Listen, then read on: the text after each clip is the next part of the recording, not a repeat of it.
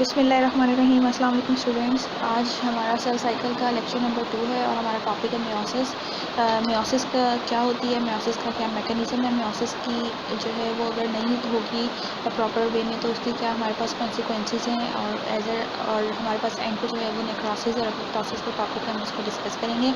तो आइए हम स्टार्ट करते हैं मियोसिस की बेसिक डेफिनेशन के साथ कि what is meiosis, how would you define meiosis. तो मियोसिस वो टाइप ऑफ सेल डिवीजन है जिसके अंदर क्रोमोसोम नंबर जो है वो क्या हो जाते हैं, डॉटर सेल्स के अंदर हाफ हो जाते हैं। अब आपने यहाँ पे करना क्या है, आपने जो है वो माइटोसिस और मियोसिस का जो डिफरेंस है वो क्या करना है, नोट करते जाना है आपने। तो मियोसिस क्या है, वो टाइप ऑफ सेल डिवीजन जिसके अंदर क्रोमोसोम्स नंबर जो है वो क्या हो जाएंगे, हाफ हो जाएंगे। पेरेंट सेल के अंदर जितने थे उससे हाफ हो जाएंगे, तो वो टाइप ऑफ सेल डिवीजन हमारे पास क्या कहलाती है, मियोसिस कहलाती है। मियोसिस जो है हमारे पास ये किन टाइप ऑफ सेल्स के अंदर होती है, ये डिप्लॉइड सेल्स के अंदर होती है। अगर आपको याद हो तो माइटोसिस डिप्लॉइड और हैप्लॉइड सेल्स दोनों के अंदर हो रही थी, जबकि हमारे पास जो मियोसिस है ये सिर्फ और सिर्फ डिप्लॉइड सेल्स के अंदर जो है वो हो रही है। और उसके अलावा जो है ये एनिमल्स के अंदर कब होगी ये मियोसिस जो है गैमेट फॉर्मेशन के टाइम पे होगी, और प्लांट के अंदर जो मियोसिस है वो कब होगी, जब स्पोर फॉर्मेशन जो है हो रही होगी तब जो है ये होगी। और एज अ रिज़ल्ट हमारे पास जब मियोसिस होती है तो कितने सेल्स फॉर्म होते हैं, 4 सेल्स फॉर्म होते हैं। और ये सेल्स क्या होते हैं, हैप्लॉइड होते हैं, मीन्स इनके अंदर क्रोमोसोम नंबर जो है वो क्या हो चुका होता है, हाफ हो चुका होता है। मियोसिस जो है इसकी बेसिकली 2 फेजेज होती हैं, मियोसिस 1 एंड मियोसिस 2। मियोसिस 1 हमारे पास जो है वो रिडक्शन डिवीजन है, इसके अंदर क्रोमोसोम्स का नंबर जो है वो हाफ होता है। और मियोसिस 2 जो है it's just like a mitosis. अब जो है हम मियोसिस 1 को जो है वो फर्दर डिवाइड करते हैं। प्रोफेज 1 के अंदर हमारे पास मेटाफेज 1 है, एनाफेज 1 है और टेलोफेज 1 है। अब इन फेसेस के अंदर क्या होता है, और ये फेसेस जो हैं ये माइटोसिस की प्रोफेज, मेटाफेज, एनाफेज और टेलोफेज से किस तरह से डिफरेंट हैं, ये अब आपने नोटिस करते जाना है। तो आइए हम स्टार्ट करते हैं प्रोफेज 1 से, जो कि हमारे पास मियोसिस की फर्स्ट फेज़ है। प्रोफेज 1 जो है ये बहुत लंबी फेज़ है, प्रोलॉन्ग फेज़ है, ज़्यादा टाइम लेती है। और ये माइटोसिस की प्रोफेज से डिफरेंट है। किस तरह से डिफरेंट है, क्योंकि यहाँ पर जो क्रोमोसोम्स हैं वो होमोलोगस क्रोमोसोम्स की तरह जो है वो बिहेव करते हैं। होमोलोगस क्रोमोसोम्स का क्या मतलब है, ऐसे क्रोमोसोम्स जो कि सिमिलर होते हैं, आइडेंटिकल नहीं होते बट दे आर सिमिलर। मतलब कि इनके पास जो है इनका सेम साइज़ होता है, इनके ऊपर जीन सेम होती हैं, और जीन्स की जो लोकेशंस हैं, लोकस है, वो भी क्या होता है, सेम होता है। तो ऐसे क्रोमोसोम्स को हम क्या कहते हैं, होमोलोगस क्रोमोसोम्स कहते हैं। जो हमारे पास डिप्लॉइड सेल है वहाँ पे हमारे पास 2 क्रोमोसोम्स जो है वो मौजूद होते हैं। एक जो है वो एक पेरेंट से एक क्रोमोसोम आता है और एक पेरेंट से एक क्रोमोसोम, एक मेल से आता है, फादर से आता है, और एक हमारे पास क्रोमोसोम जो है वो फीमेल यानी कि मदर से आता है। एक फादर से और एक मदर से जो है वो आता है। और यहाँ पर जो मियोसिस की इंटरफेस है, यहाँ पे क्या होता है कि यहाँ पे G2 स्टेज जो है वो एब्सेंट होती है, G2 यहाँ पर मौजूद नहीं होती।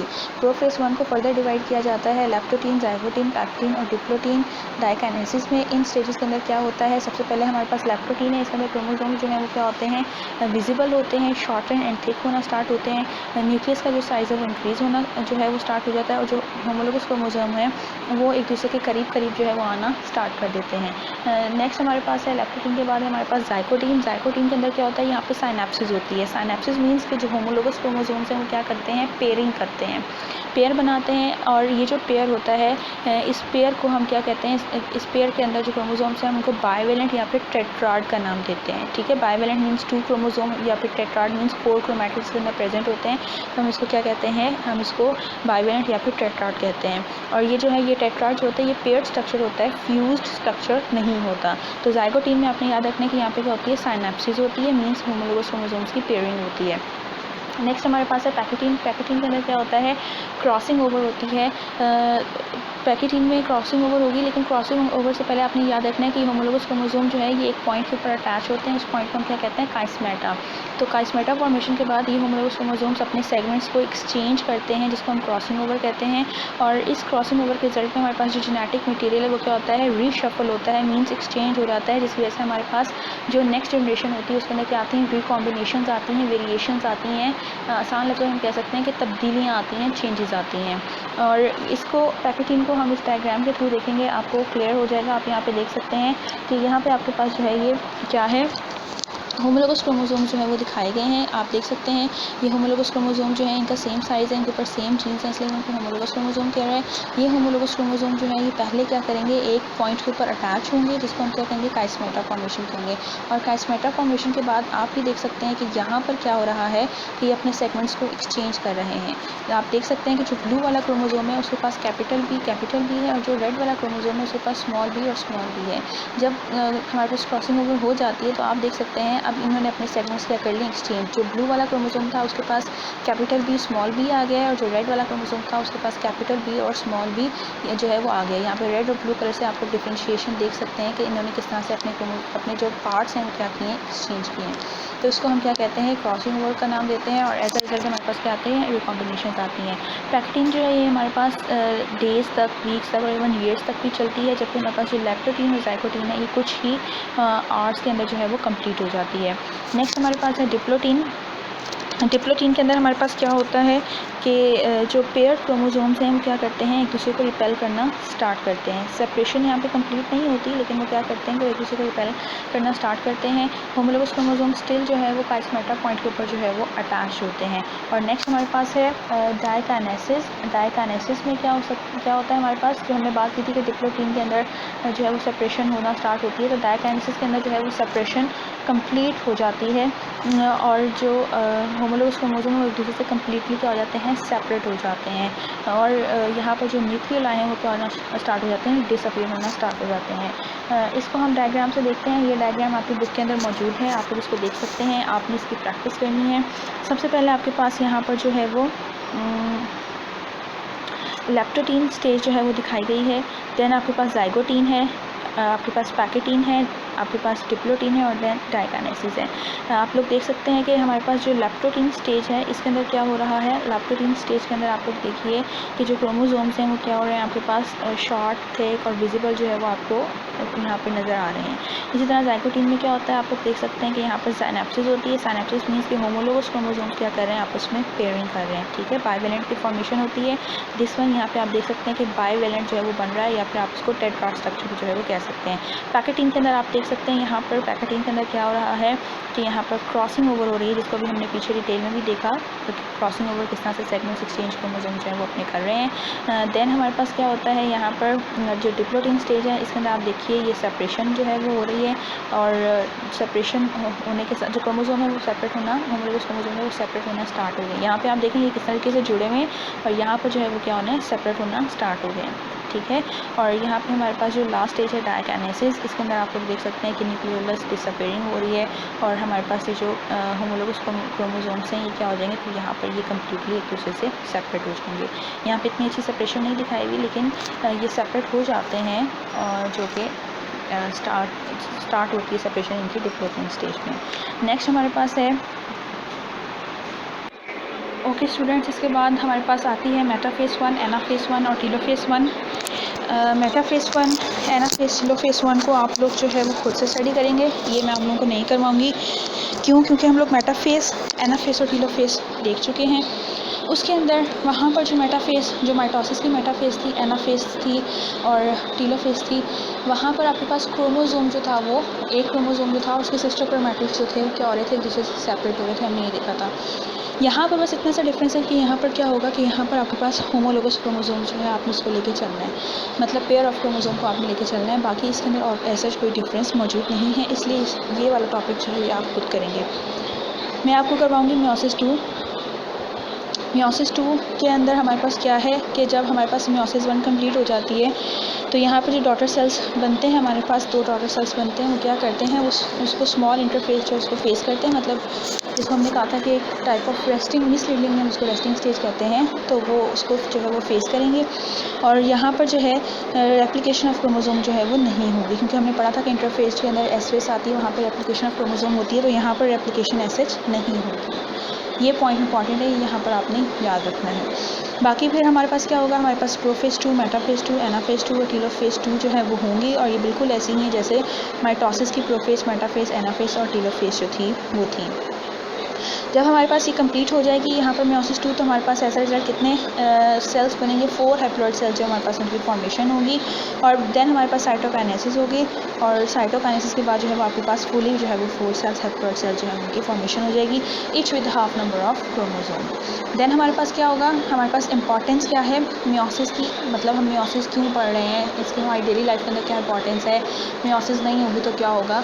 तो students keep this in mind, जो मियोसिस है it brings crossing over, it brings changes, it brings variation in the next generation. आपको पता होना चाहिए कि जो क्रॉसिंग ओवर है और जो रैंडम असॉर्टमेंट ऑफ क्रोमोसोम्स हैं ये बहुत इंपॉर्टेंट हमारे पास, आप समझ लें कि मियोसिस के रिजल्ट्स हैं। क्या होता है क्रॉसिंग ओवर, भी हमने देखा कि क्या होता है कि पेरेंटल क्रोमोसोम्स किस तरह से अपने सेगमेंट्स को क्या करते हैं, एक्सचेंज करते हैं, जिसकी वजह से वेरिएशंस आती हैं, रिकॉम्बिनेशंस आती हैं नेक्स्ट जनरेशन के अंदर। और जो है वो एनाफेज के अंदर जो है वो क्रोमोसोम्स, सेकेंड पॉइंट हमारा रैंडम असॉर्टमेंट ऑफ क्रोमोसोम्स।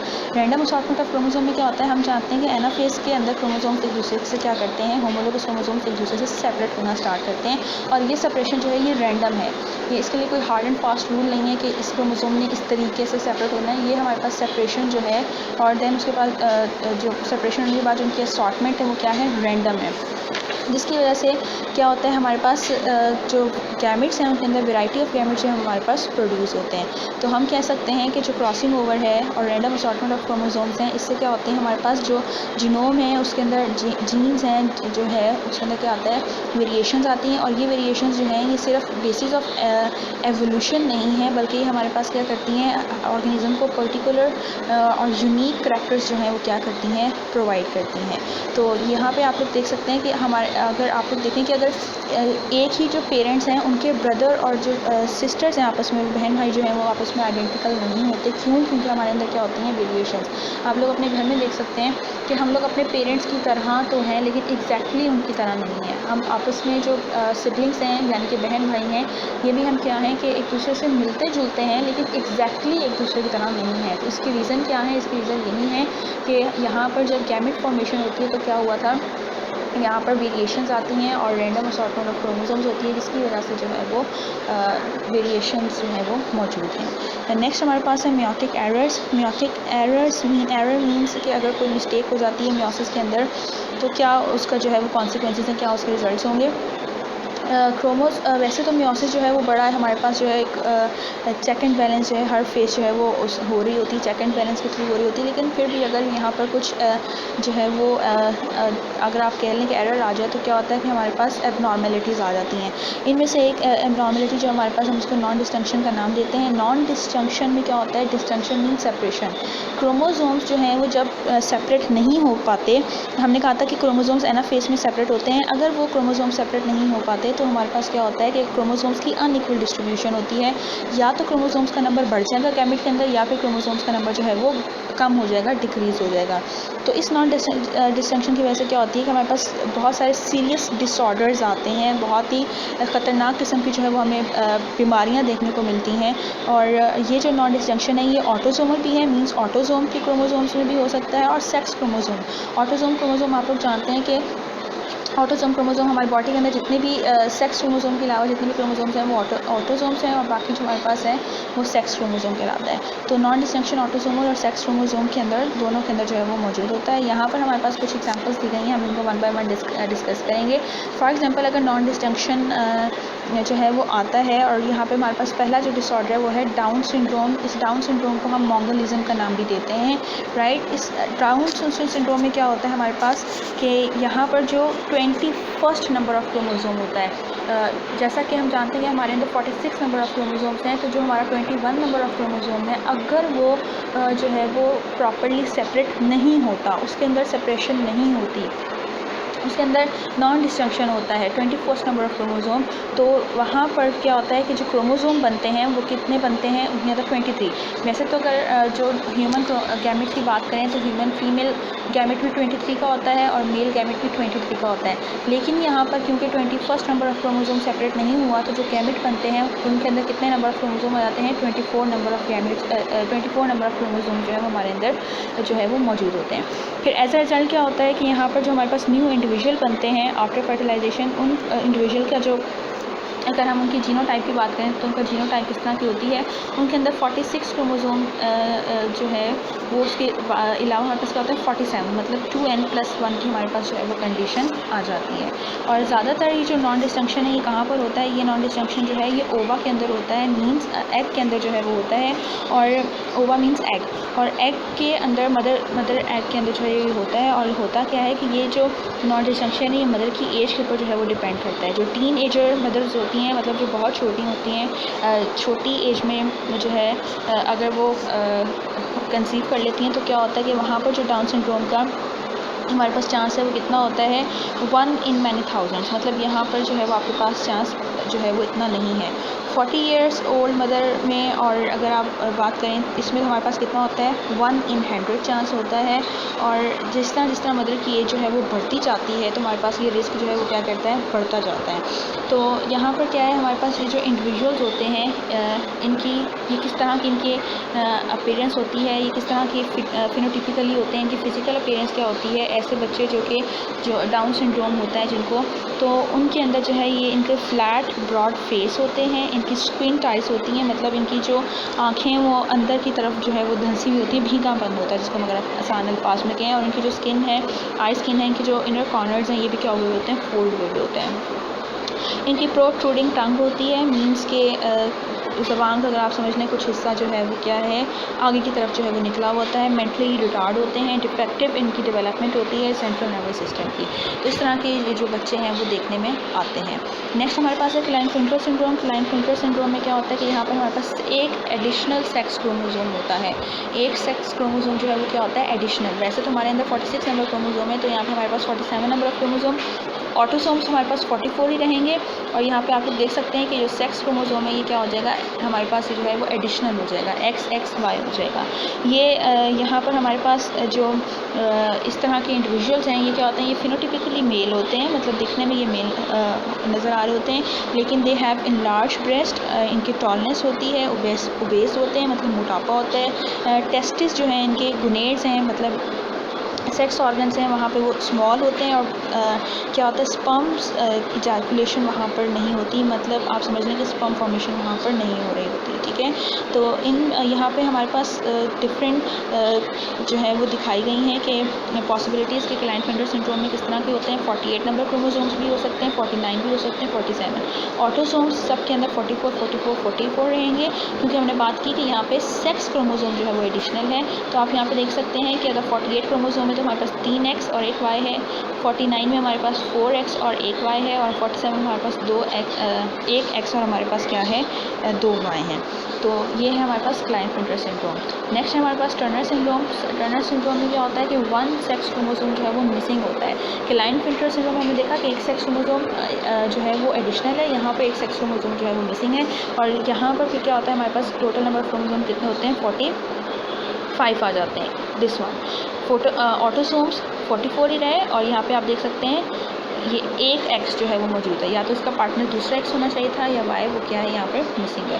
ये जो है हमारे पास टर्नर सिंड्रोम के जो हमारे पास इंडिविजुअल्स हैं इनकी जो है वो किस तरह के होते हैं, दे फीमेल्स होती हैं ये, और इनकी किस तरह की अपीयरेंस होती है। इनका शॉर्ट स्टेचर, मतलब इनका कद छोटा होता है, वेब्ड नेक, मतलब नेक जो है वो अंदर की तरफ धंसी हुई होती है, विदाउट ओवरीज। इनके अंदर गोनेड्स जो सेक्स ऑर्गन है ओवरीज वो मौजूद नहीं होते, जर्म सेल्स भी मौजूद नहीं होते। और यहाँ पर जो है वो मोस्टली ऐसे इंडिविजुअल जो हैं वो सर्वाइव नहीं करते और ये जो है अबॉर्ट हो जाते हैं। लेकिन अगर वो जो है उनकी बर्थ होती है तो वो इस तरह के जो है वो नज़र आते हैं, इस तरह की उनकी अपीयरेंस होती है।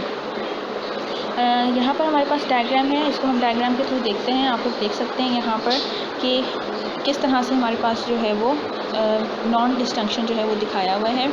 मियोसिस 1 में नॉन डिस्टिंक्शन दिखाया हुआ है और मियोसिस 2 में नॉन डिस्टिंक्शन दिखाया हुआ है। पहले हम मियोसिस 1 के नॉन डिस्टिंक्शन को डिस्कस करते हैं। आप ये देखें यहाँ पर ये मियोसिस 1 हुई जब हमारे पास दिस वन, यहाँ पर मियोसिस 1 हुई और 2 सेल्स बने, तो यहाँ पे ये क्रोमोसोम्स जिनको एक दूसरे से यहाँ से सेपरेट हो जाना चाहिए था ये सेपरेट नहीं हुए। एक गैमेट जो हमारे पास खाली है और एक गैमेट के अंदर हमारे पास दोनों के दोनों क्रोमोसोम्स आ गए। ठीक है। अब जब यहाँ पर हमारे पास फाइनल जब मियोसिस 2 हो जाएगी और हैप्लॉइड सेल्स बनेंगे हमारे पास 4 हैप्लॉइड सेल्स, तो ये आप देख सकते हैं कि हमारे पास 2 गैमेट्स जो हैं वो एम्प्टी हैं और इनके अंदर जो है वो एडिशनल क्रोमोसोम्स जो हैं वो आ गए हैं। होना ये चाहिए था कि ये 4 क्रोमोसोम्स जो आपको नज़र आ रहे हैं, एक क्रोमोसोम इसमें, एक इसमें, एक इसमें और एक इसमें होना चाहिए था, लेकिन ऐसा यहाँ पर नहीं हुआ। इस तरह अगर आप लोग देखें मियोसिस 2 में जो नॉन डिस्टिंक्शन है इसमें क्या हो रहा है कि यहाँ पर तो ये क्रोमोसोम्स जब मियोसिस 1 होती है तो एक दूसरे से सेपरेट हो जाते हैं, एक क्रोमोसोम यहाँ पे और एक क्रोमोसोम जो है वो यहाँ पर आ गया। लेकिन जब मियोसिस 2 होती है तो ये एक दूसरे से सेपरेट जो है वो नहीं हो पाते। यहाँ पे आप लोग देख सकते हैं कि इसको यहाँ से सेपरेट होना चाहिए था, एक क्रोमोसोम यहाँ पे आ जाता, हाफ क्रोमोसोम यहाँ पे आ जाता, लेकिन यहाँ पर ऐसा नहीं हुआ। ठीक है, तो ये है हमारे पास नॉन डिस्टिंक्शन, मतलब क्रोमोसोम जो है वो प्रॉपरली सेपरेट नहीं होते। ये एक और डायग्राम है, यहाँ पे आपको बुक में दी गई है फिगर 21.6। यहाँ पर आपके पास कुछ और सिंड्रोम्स भी जो है वो दिए गए हैं। कुछ को तो हमने देख लिया है, जिस तरह डाउन सिंड्रोम को हमने देख लिया है, हमने क्लाइनफिल्टर को देख लिया है और उसके अलावा हमने जो है वो टर्नर सिंड्रोम को देख लिया है। एडिशनल यहाँ पे आपको कुछ और भी सिंड्रोम्स दिए गए हैं। फॉर एग्जांपल पटाउ सिंड्रोम आपको दिया गया है। पटाउ सिंड्रोम में वो आपको क्या कहता है कि ये इनकी जो इंडिविजुअल्स हैं वो या तो मेल होंगे या फीमेल। इसी तरह एडवर्ड जीनोम में या तो जो इंडिविजुअल है वो मेल होगा या फिर फीमेल। और इनके अंदर क्रोमोसोम्स जो याद रखने की बात है वो ये है कि इनके अंदर क्रोमोसोम्स जो है वो किस तरह के, यहाँ पर ट्राइसोमी होती है, मतलब एडिशनल क्रोमोसोम्स होते हैं जो क्रोमोसोम्स प्रॉपर्ली सेपरेट नहीं हो पाते। वो कौन से हैं, यहाँ पे क्रोमोसोम नंबर 13 है और ट्राइसोमी 18 जो है वो एडवर्ड में है। डाउन में हमने पढ़ा था कि ट्राइसोमी 21 है, मतलब 21 क्रोमोसोम जो है वो सेपरेट नहीं हो पाता। एबॉर्शन रेट यहाँ पे दिए गए हैं, ये आपने देख लेने हैं, और इनकी बर्थ की फ्रीक्वेंसी दी गई है कि अगर इनकी बर्थ होती है तो उसका क्या चांस है। ठीक है, मेटा फीमेल सिंड्रोम यहाँ पे दिया गया है, उनकी सेक्स बताई गई है, उनको क्रोमोसोम दिखाए गए हैं आपको किस तरह के होते हैं, एबॉर्शन रेट बताया गया है और बर्थ फ्रीक्वेंसी जो है वो आपको दिखाई गई है। इस तरह जैकब सिंड्रोम में मेल होते हैं वो, उनके अंदर क्यों, क्योंकि उनके अंदर वाई क्रोमोसोम मौजूद होता है। एबॉर्शन रेट जो है इसका अननोन है अभी तक, और जो बर्थ फ्रीक्वेंसी है वो आपको दिखाई गई है 1 in 1000 होती है। नेक्स्ट हमारे पास जो टॉपिक है it is necrosis and apoptosis, जो कि इस चैप्टर का लास्ट टॉपिक है। हम जानते हैं कि जो हमारा सेल है वो क्या करता है, उसको सर्वाइव करने के लिए सिग्नल्स की ज़रूरत होती है। अब ये सिग्नल्स जो हैं ये या तो एक्स्ट्रा सेलुलर होंगे या फिर इंट्रा सेलुलर, मीन्स या तो सेल के अंदर से उसको मिल रहे हैं या फिर वो एक्स्ट्रा सेलुलर इन्वायरमेंट से जो है वो ले रहा है। सेल की सारी एक्टिविटीज़, इवन सेल डिवाइड कर रहा है, सेल डिफ्रेंशिएट कर रहा है, मोर्फोजेनेसिस हो रही है, मोर्टेलिटी हो रही है, हर चीज़ जो है वो क्या है, सिग्नल्स के कंट्रोल में है। इवन के जो सेल डेथ है वो भी क्या है, सिग्नल्स के कंट्रोल में है। जब तक सिग्नल्स नहीं रिसीव होंगे जो है वो सेल की जो है वो डेथ नहीं होगी। तो ये जो सेल डेथ है ये मल्टी सेलुलर ऑर्गेनिज्म के अंदर ये 2 तरह से जो है वो हो सकती है। या तो जो सेल है वो सुसाइड कर लेता है जब उसको सर्वाइवल सिग्नल नहीं मिलता, फॉर एग्जांपल उसको ट्रॉफिक फैक्टर्स नहीं मिलते, फूड नहीं उसको मिलता, तो वो क्या करता है, वो सुसाइड कर लेता है। या फिर जो है वो उसकी जो है वो किलिंग, मर्डर कर दिया जाता है उसका। ठीक है, तो इस मर्डर को जो है वो हम क्या कहते हैं, तो नेक्रोसिस का नाम देते हैं। तो एपोप्टोसिस और नेक्रोसिस जो है वो हमने यहाँ पर डिस्कस कर लिया है। बहुत इंपॉर्टेंट टॉपिक है, आपके पेपर के पॉइंट ऑफ व्यू से आपका डिफरेंस भी आ सकता है, आपको इन दोनों में डिफरेंस आना चाहिए। हैं दोनों, इसमें सेल क्या हो रहा है, डेथ हो रहा है, नेक्रोसिस में भी और एपोप्टोसिस में भी। और डिफरेंस क्या है वो अब हम देखते हैं। सबसे पहले हम एपोप्टोसिस देखेंगे। एपोप्टोसिस की क्या डेफिनेशन है, internal program of events and sequences of morphological changes by which cell commits suicide is collectively called as apoptosis। Means कि जब एक प्रोग्राम बनाया जाता है कि इस सेल की जो है वो किलिंग करनी है, इस सेल की अब ज़रूरत नहीं है बॉडी के अंदर, तो उसको हम क्या कहते हैं, एक जो प्रोग्राम के तहत किलिंग हो रही है सेल की, हम उसको एपोप्टोसिस का नाम देते हैं। एपोप्टोसिस ग्रीक वर्ड है जिसका मतलब है ड्रॉपिंग ऑफ और फॉलिंग ऑफ, राइट। अब जो एपोप्टोसिस है इसका जो इम्पोर्टेंस है वो क्या है, इसकी इंपॉर्टेंस ये है कि जो एपोप्टोसिस का मैकेनिज़्म है ये मल्टी सेलुलर ऑर्गेनिज्म के अंदर उनकी डेवलपमेंट को कंट्रोल करता है। यहाँ पर आपके पास बहुत ही 2 जो है वो अमेजिंग किस्म की एग्जांपल्स दी गई हैं। फॉर एग्जांपल वो कहता है कि जो ह्यूमन एम्ब्रियो होता है उसके अंदर टेल होती है, राइट। जब ह्यूमन एम्ब्रियो होता है तो उसके अंदर टेल जो होती है वो होती है, तो टेल का जो पूरा स्ट्रक्चर है वो क्या कर दिया जाता है, हमारे अंदर डिलीट कर दिया जाता है, उसकी प्रोग्राम सेल डेथ कराई जाती है, राइट। और नेक्स्ट क्या है, वो हमारे पास क्या कहता है कि हमारी जो फिंगर्स हैं ये जो है वो क्या है, जब हम एम्ब्रियो स्टेज पे होते हैं तो क्या होती है कि फिंगर्स, ये बिल्कुल फिंगर्स जो होती हैं ये अभी तो आप देख सकते हैं कि हमारे फिंगर्स के अंदर में गैप्स हैं, लेकिन उस टाइम क्या होता है कि ये गैप्स फिल्ड होते हैं। जिस तरह आप देख सकते हैं डक का जो उसका होता है पंजा होता है, आप देख सकते हैं किस तरह से जो डक्ट होती है, पत्तक होती है उसका वो होता है, अंदर से उसकी जो फिंगर्स हैं उनके साथ से कवर होती हैं।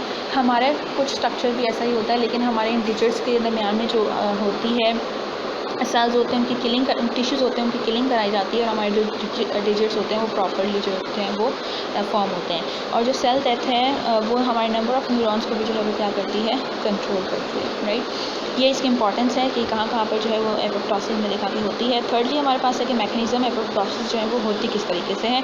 तो एपोप्टोसिस का जो मैकेनिज़्म है उसको हम डायग्राम के थ्रू देखेंगे।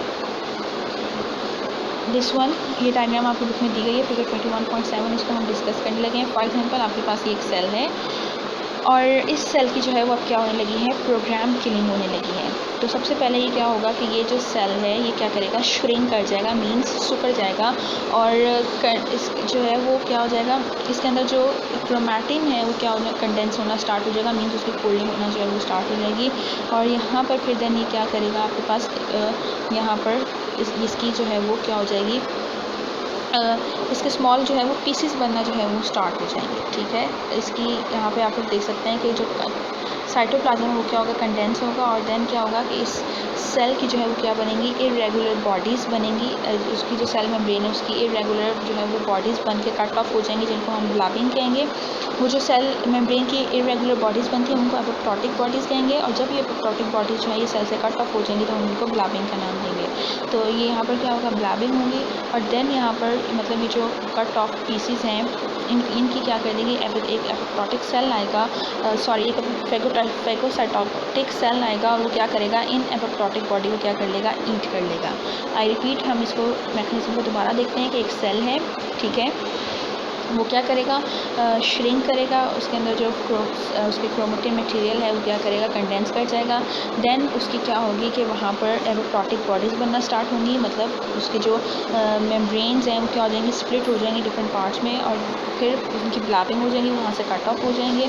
और देन ये जो ब्लैप्स हैं, ये जो पार्ट हैं, इनको क्या करेगा, फैगोसाइटोटिक सेल आके इनको ईट कर लेगा और वहाँ से रिमूव कर देगा। इसी तरह हमारे पास जो नेक्रोसिस है, नेक्रोसिस में क्या होता है, हमारे पास जो सेल है, नेक्रोसिस की डायग्राम आपको यहाँ पे नहीं दी गई, मैं आपको बस यहाँ पे इसको एक्सप्लेन कर देती हूँ कि नेक्रोसिस क्या है। कि यहाँ पर जो सेल है उसकी जो है वो सडन किलिंग जो है वो कराई जाती है, राइट। वहाँ पे ऐसे कोई प्रोग्राम जो है वो नहीं बनाया जाता, सेल को किल किया जाता है। यहाँ पर होता क्या है कि जो सेल है वो स्वेल करता है, देन उसकी बर्स्टिंग होती है, और बर्स्टिंग के रिजल्ट में क्या होता है कि जो इंट्रासेलुलर मटेरियल होता है वो इन्वायरमेंट के अंदर रिलीज़ हो जाता है। जबकि एपोप्टोसिस के अंदर ऐसा नहीं होता, क्योंकि वहाँ पर प्रोग्राम किलिंग होती है। वहाँ पे जो सेल का मटेरियल है, इंट्रासेलुलर कंटेंट है, वो इन्वायरमेंट के अंदर रिलीज़ नहीं होता, जबकि नेक्रोसिस के अंदर ये इंट्रासेलुलर मटेरियल जो है वो रिलीज़ हो जाता है। और एज अ रिजल्ट जब ये इंट्रासेलुलर कंटेंट इन्वायरमेंट के अंदर रिलीज़ हो जाता है तो वहाँ पे क्या होती है, सराउंडिंग में इन्फ्लेमेशन जो है वो स्टार्ट हो जाती है, मीन्स सूजन वगैरह जो है वो स्टार्ट हो जाती है। तो ये था आपका टॉपिक एपोप्टोसिस एंड नेक्रोसिस। आपने एपोप्टोसिस नेक्रोसिस की डायग्राम देखनी है, और उसके बाद आपने नेक्रोसिस और एपोप्टोसिस में जो है वो डिफरेंस भी जो है वो आपने उसको उसकी एक असाइनमेंट बना लेनी है, आपके पास जो है वो सेव होने चाहिए। With this we end our chapter. ये चैप्टर जो है ये मैंने आपके जो है वो भरोसे इसलिए करवाया क्योंकि जल्दी करवाया, क्योंकि हम लोगों ने ये चैप्टर जो है वो जूनियर क्लासेस में पढ़ चुके हैं। आपने इसकी डायग्राम्स जो है वो अच्छे तरीके से प्रैक्टिस करनी है और अच्छे तरीके से जो है वो आपने इसके कॉन्सेप्ट को जो है वो समझ लेना है। Okay, thank you so much students.